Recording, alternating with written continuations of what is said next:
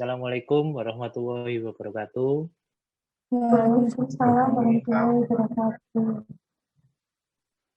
Kami dari kelompok 2, kelas 2B, dan anggota Mas Ray Redik dengan NIP 19.03.03.0046. Saya Rizky Permana Wijaya dengan NIM 19.01.03.0058. Mas Feriza Chandra NIM 19.01.03.0060. Yang berikutnya Mbak Ajeng Novika dengan NIM 20.01.03.01.02. Selanjutnya Mbak Istiqomah dengan NIM 19.01.03.03.0036 akan menyampaikan tugas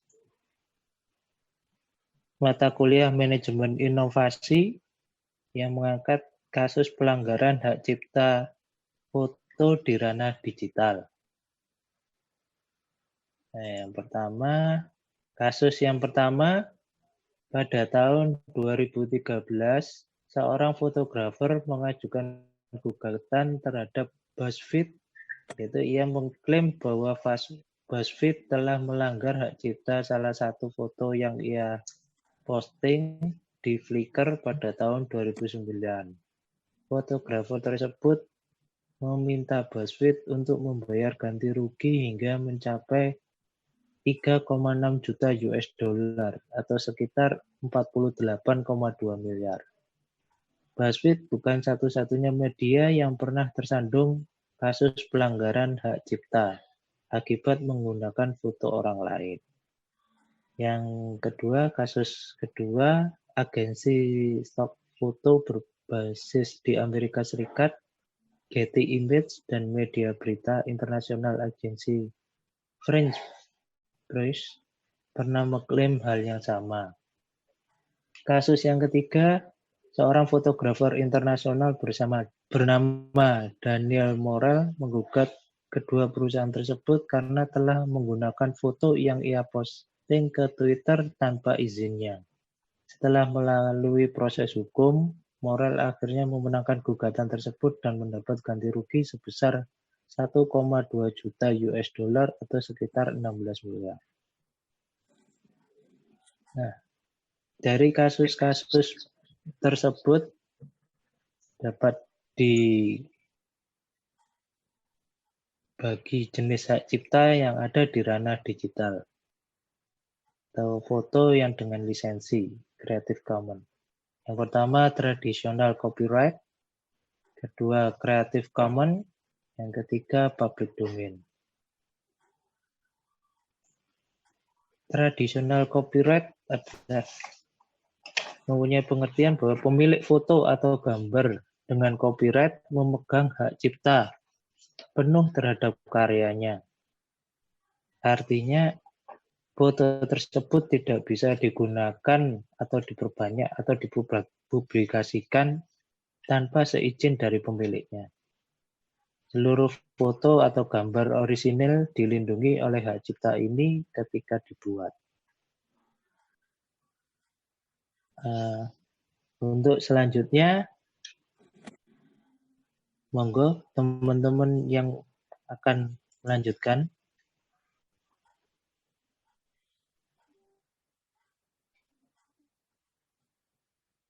Selanjutnya saya, Mas Rizky, untuk Monggo. Bahwa perlu diketahui bahwa lisensi CC tidak menggantikan hak cipta. Lisensi CC bekerja bersamaan dengan hak cipta sehingga memungkinkan pemilik hak cipta untuk mengubah syarat yang paling sesuai dengan apa yang dibutuhkan.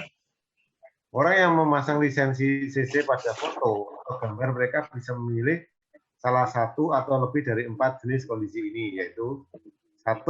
Attribution, yaitu kamu harus menyebutkan sumber foto atau gambar sesuai dengan cara yang ditetapkan oleh pencipta atau pemberi lisensi apabila kamu menggunakan, menyalin, atau membagikan karya mereka. Kedua, non-komersial. Kamu boleh menggunakan, menyalin, dan membagikan foto atau gambar hanya untuk tujuan non-komersial. Tiga, no derivative work. Kalau boleh menggunakan, menyalin, kamu boleh menggunakan, menyalin, dan membagikan foto atau gambar, tetapi tidak boleh mengubahnya sama sekali atau mengedit. Keempat yaitu share alike. Kamu boleh mengubah konten foto atau gambar, tetapi harus memperbolehkan orang lain menggunakan karya baru tersebut dengan lisensi yang sama seperti aslinya. Kamu tidak boleh memperlakukan foto atau gambar tersebut dengan lisensi share alike yang kamu adaptasi seolah-olah sebagai hak cipta kamu sendiri. Public domain artinya sang pemilik telah menyerahkan karyanya kepada domain publik. Dengan kata lain, kamu bisa menggunakan, menyalin, memodifikasi, dan menyebarkan foto secara bebas, bahkan untuk kepentingan komersial sekalipun. Perlindungan terhadap hak cipta di Indonesia telah diatur secara khusus dalam Undang-Undang Nomor 28 Tahun 2014 tentang hak cipta, terutama pada pasal 1 ayat 1, pasal 1 ayat 22, pasal 9 ayat 3, pasal 23 ayat 1 dan 2, pasal 24 ayat 1 dan 2, pasal 25 ayat 1, pasal 26 huruf A, B, C, dan D. Selanjutnya yaitu pasal 29 ayat 16, 17, dan 19, begitu juga pasal 30.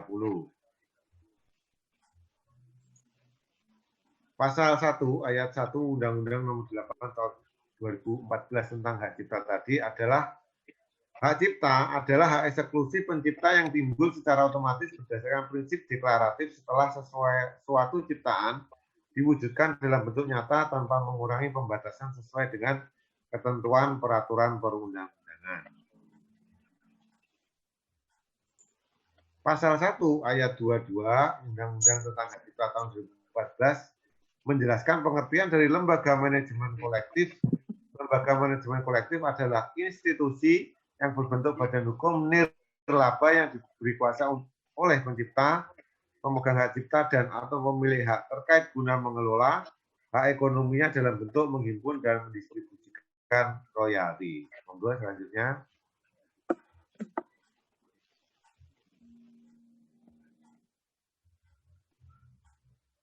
Pasal 9 ayat 3 Undang-Undang Nomor 28 Tahun 2014 yaitu tentang hak cipta mengatur mengenai persyaratan untuk melakukan penyiaran yang bertujuan secara komersil terhadap karya cipta milik pemegang hak cipta yang berbunyi setiap orang yang tanpa izin pencipta atau pemegang hak cipta dilarang melakukan penggandaan dan atau penggunaan secara komersial ciptaan. Apakah cukup Mas Iki? Selanjutnya untuk slide selanjutnya. Monggo, ya Mbak Istiqomah. Atau Mbak Ajeng dulu? Iya. Mbak Isti? Izin ya, saya dulu. Iya, monggo Mbak. Iya, untuk selanjutnya terkait Undang-Undang Hak Cipta di pasal 23 ayat 1 dan 2 Undang-Undang tahun 2014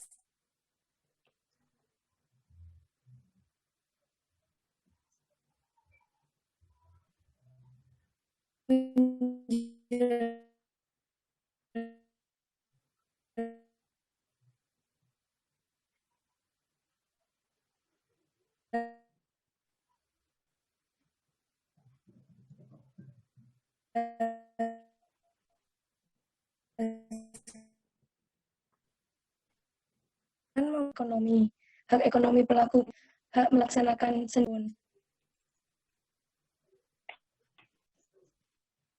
pendistribusian atas fiksasi pertunjukan atau salinannya, penyewaan atas fiksasi pertunjukan atau salinannya kepada publik, dan penyediaan atas fiksasi pertunjukan yang dapat diakses publik.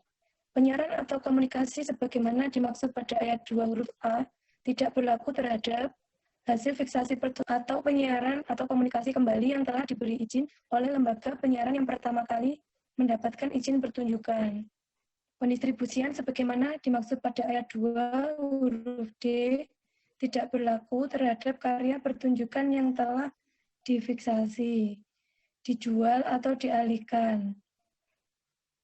Setiap orang dapat melakukan penggunaan secara komersial ciptaan dalam suatu pertunjukan tanpa meminta izin terlebih dahulu kepada pencipta dengan syarat membayar imbal kolektif.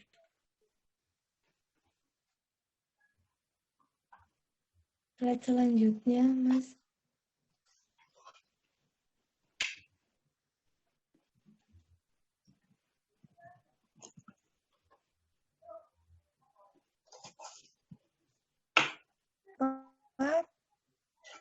Memiliki hak ekonomi. Yang kedua, hak dimaksud pada ayat 1 meliputi hak melaksanakan sendiri, memberikan izin atau melarang pihak lain untuk melakukan. Dari ayat 2 ini ada poin A sampai D. Yang pertama, penggandaan atas fonogram dengan cara atau bentuk apapun. Yang kedua, pendistribusian atas fonogram asli atau salinannya. Kemudian penyewaan kepada publik atas salinan fonogram. Yang terakhir, penyediaan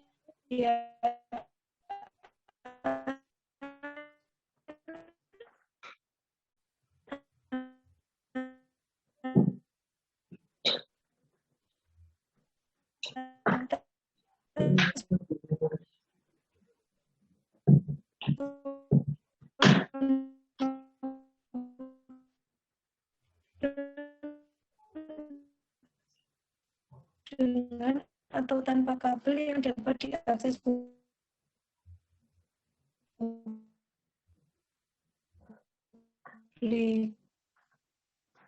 Di pasal 24 yang poin 3 pertunjukan izin produser. Selanjutnya, Mas.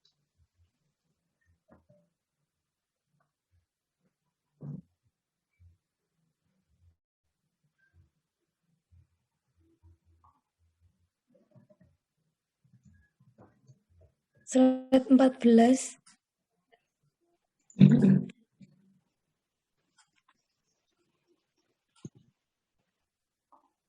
Kemudian di pasal 25, yang pertama, lembaga penyiaran mempunyai hak ekonomi.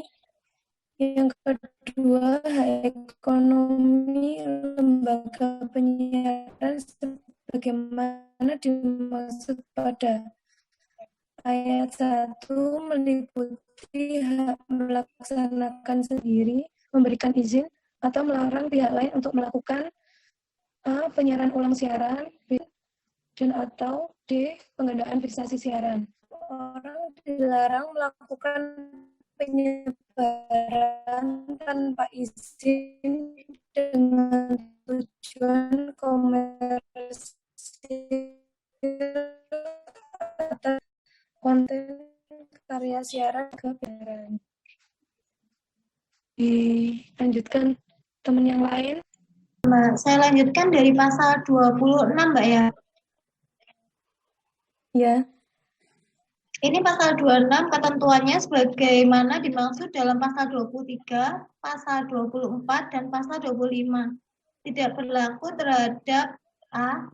Penggunaan kutipan singkat, ciptaan, dan atau produk hak terkait untuk pelaporan peristiwa aktual yang ditujukan pada untuk keperluan penyediaan informasi aktual. B. Penggandaan ciptaan dan atau produk hak terkait hanya untuk kepentingan penelitian ilmu pengetahuan. C. Penggandaan ciptaan dan atau produk hak terkait hanya untuk keperluan pengajaran, kecuali pertunjukan dan fonogram yang telah dilakukan pengumuman sebagai bahan ajar. Dan D. Penggunaan untuk kepentingan pendidikan dan pengembangan ilmu pengetahuan yang memungkinkan suatu ciptaan dan atau produk hak terkait dapat digunakan tanpa izin pelaku pertunjukan, produsen fonogram, atau lembaga penyiaran. Pengalihan hak ekonomi. Di sini ada di pasal 29 dan pasal 30. Yang pertama di pasal 29 berbunyi pengalihan hak ekonomi atas ciptaan sebagaimana dimaksud dalam pasal 16, pasal 17 berlaku secara mutandis terhadap pengalihan hak ekonomi atas produk hak terkait. Di pasal 30 ini berbunyi karya pelaku, pertunjukan berupa lagu dan atau musik yang dialihkan dan atau dijual hak ekonominya, kepemilikan hak ekonominya beralih kembali kepada pelaku pertunjukan setelah jangka waktu 25 tahun.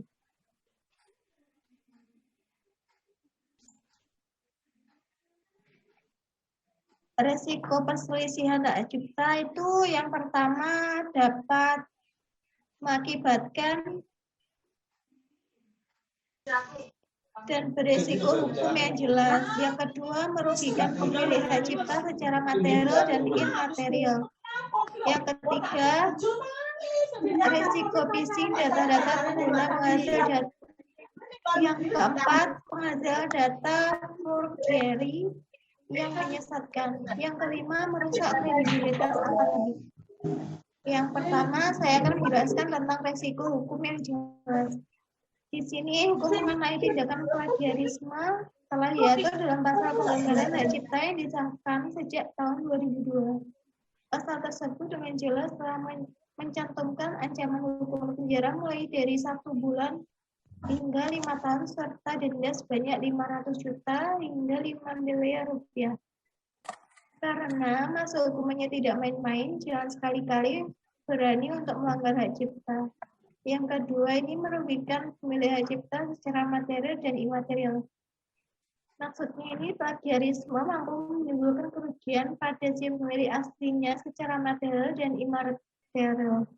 Dari segi material ini, hal ini mampu berdampak pada kesejahteraan ekonomi si pemilik apabila HA yang dilanggar bersifat komersial seperti barang jualan, software, atau film. Sebab minat konsumen pada produk akan menurun secara drastis jika produk tersebut dibajak dan dipasarkan dengan harga yang jauh lebih murah. Sementara dari segi imaterial, hal ini dapat merusak citra produk atau produk secara umum dan berisiko meningkatkan taraf penyalahgunaan produk. Yang selanjutnya, resiko phishing data-data pengguna. Khusus untuk kekayaan intelektual dalam bentuk digital trivial, program antivirus komputer atau software, pelanggaran hak cipta secara langsung juga akan berdampak pada keamanan data-data Anda. Hal ini terjadi karena biasanya program digital yang sudah dibajak sangat mudah untuk disusupi oleh berbagai jenis malware dan virus komputer yang berisiko mencuri data penting seperti nomor kartu kredit, konten surat elektronik, serta file pribadi. Dalam beberapa kasus, virus-virus ini juga dikenal mampu merusak dokumen-dokumen di dalam komputer. Yang selanjutnya,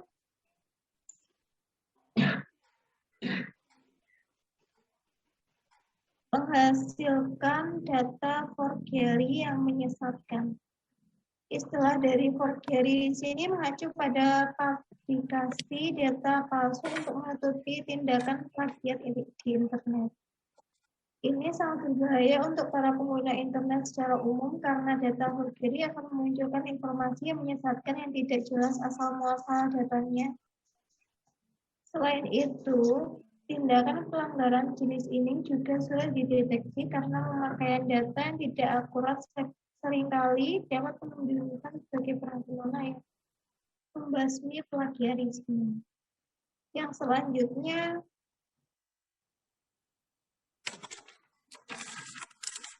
bisa dijelaskan dengan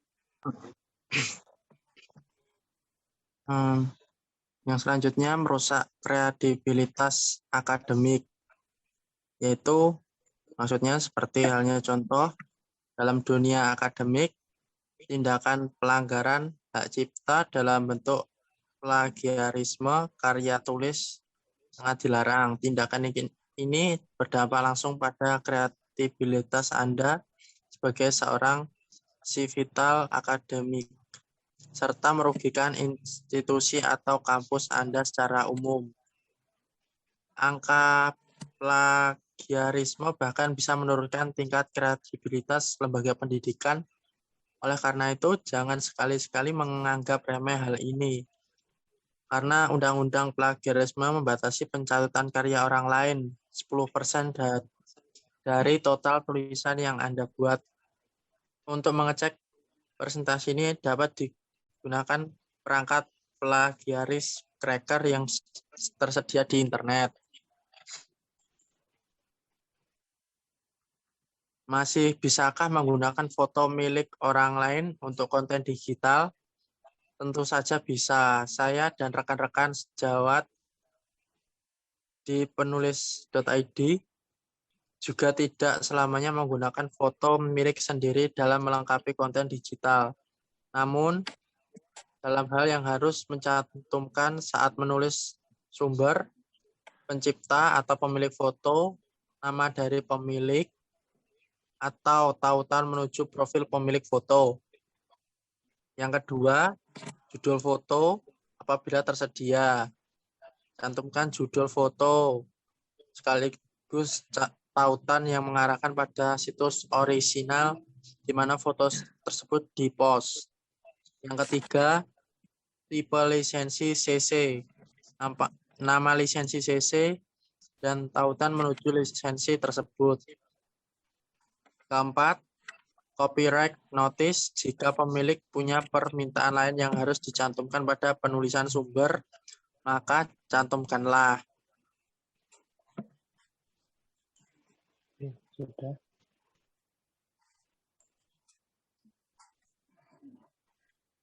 Demikian paparan dari kelompok 2 yang mengangkat studi kasus tentang pelanggaran hak cipta foto di ranah digital. Terima kasih teman-teman semua. Paparan saya tutup. Assalamualaikum warahmatullahi wabarakatuh. Waalaikumsalam. Waalaikumsalam. Waalaikumsalam warahmatullahi wabarakatuh.